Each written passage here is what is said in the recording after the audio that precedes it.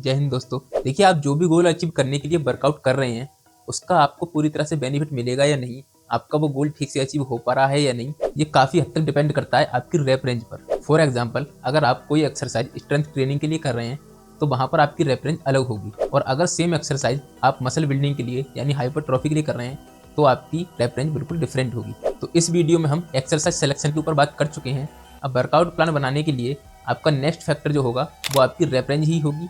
बाकी उसके बाद में रेस्ट पीरियड्स और ब्रीदिंग टेक्निक के बारे में भी हम बात करेंगे इस वीडियो में। अगर आप किसी भी एक्सरसाइज को स्ट्रेंथ बिल्डिंग के लिए कर रहे हैं तो आप 1 से लेकर 6 रैप रेंज तक जाएंगे, और इतने में ही आपको फेलियर तक जाना होगा। और स्ट्रेंथ ट्रेनिंग में हम मोस्टली कंपाउंड एक्सरसाइज को ही परफॉर्म करते हैं, क्योंकि अगर हम आइसोलेशन एक्सरसाइज में इतना वेट लेकर के ट्रेन करेंगे तो आपके इंजरी के चांसेस बढ़ जाते हैं। बट अगर आपका गोल किसी पर्टिकुलर एक्सरसाइज में हाइपरट्रॉफी यानी मसल गेनिंग है, तब आप 7 से लेकर 12 की रैप रेंज में रहेंगे, और इस रैप रेंज में रहते हुए आपको फेलियर तक ट्रेन करना है। हाइपरट्रॉफी रेंज आपके लिए सेफर होती है comparatively strength building rap range के, क्योंकि वेट इसमें थोड़ा कम रहता है। इसके अलावा अगर आपका गोल एंड्योरेंस बढ़ाना है, मे बी आप कोई एथलीट हैं, या फिर आपका गोल ज़्यादा से ज़्यादा कैलोरीज को बर्न करना है, तब आप 12 से ज़्यादा रैप रेंज में रहते हैं। और फैट लॉस के दौरान हम इस रैप रेंज में रहते हुए काफ़ी सारी एक्सरसाइज को परफॉर्म करते हैं। पर इसका ये मतलब नहीं है कि अगर आपको फैट लॉस करना है तो आप सारी एक्सरसाइज इसी रैप रेंज में करें, क्योंकि अगर आप ऐसा करेंगे तो आपकी मसल बिल्डिंग नहीं होगी साथ में, और फैट के साथ साथ आपके मसल भी लूज होंगे। इसीलिए एक बेहतर वर्कआउट प्लान में आपका सभी रैप रेंज का कॉम्बिनेशन बेटर रहता है। बस अपने गोल के अकॉर्डिंग आप डिसाइड करेंगे कि आपको कौन सी रैप रेंज में ज़्यादातर एक्सरसाइज को परफॉर्म करना है। अब नेक्स्ट पॉइंट हमारा आता है रेस्ट पीरियड्स। देखिए, वर्कआउट के बीच में आप कितना रेस्ट लेंगे ये भी इंडिविजुअली रहता है।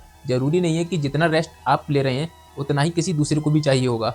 हो सकता है आप कम रेस्ट में जल्दी दूसरे सेट के लिए रेडी हो जाएं, लेकिन अगर कोई और पर्सन है तो हो सकता है उसके लिए ज़्यादा रेस्ट चाहिए होगा।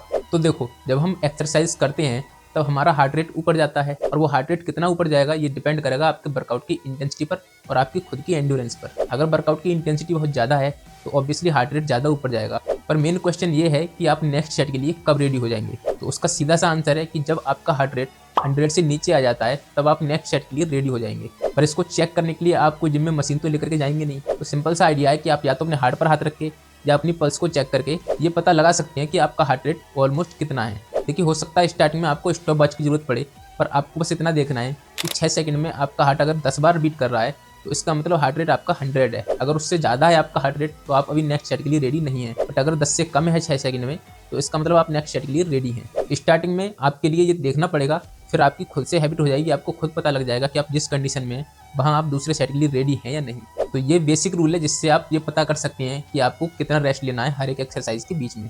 बट अगर आप कंपाउंड एक्सरसाइज कर रहे हैं, बहुत ज़्यादा हैवी एक्सरसाइज कर रहे हैं, तो मैं सजेस्ट करूंगा कि आप थोड़ा सा और ज़्यादा रेस्ट लें।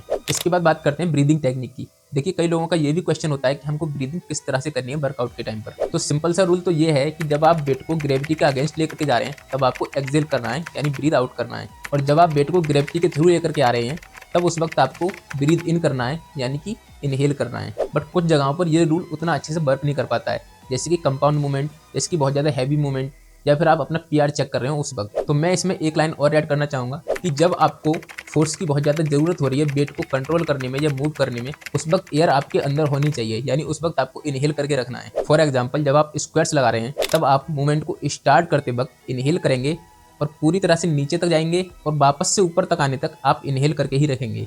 जब आप वापस से पूरा रैप कंप्लीट कर लेते हैं तब आप एक्सहेल करेंगे, और उसके बाद नेक्स्ट रैप स्टार्ट करने के लिए आप वापस से इनहेल करेंगे। बट अगर बेसिक रूल को देखें तो उसके अकॉर्डिंग जब आप स्क्वाट्स को स्टार्ट करेंगे तो आप इनहेल करके नीचे तो लेकर के जाएंगे, बट ऊपर आते वक्त आप एक्सहेल कर देंगे। बट अगर एक्चुअल में आप ऐसा करेंगे और अगर हैवी वेट आप स्क्वाट्स लगा रहे हैं तो आपको प्रॉब्लम हो सकती है। इसलिए इस बात का ध्यान रखें कि जब आपको फोर्स की ज़्यादा ज़रूरत पड़ रही है वेट को मूव करते वक्त, तब आप इनहेल करके ही रखें तो ज़्यादा बेटर है। आई होप आपको ये तीनों पॉइंट समझ में आ गए होंगे। अब आपका वर्कआउट प्लान पूरी तरह से तैयार है। बाकी एक्सरसाइज सिलेक्शन के लिए ये वीडियो आप चेक कर सकते हैं। मैं मिलता हूँ आपसे अगले वीडियो में। जय हिंद।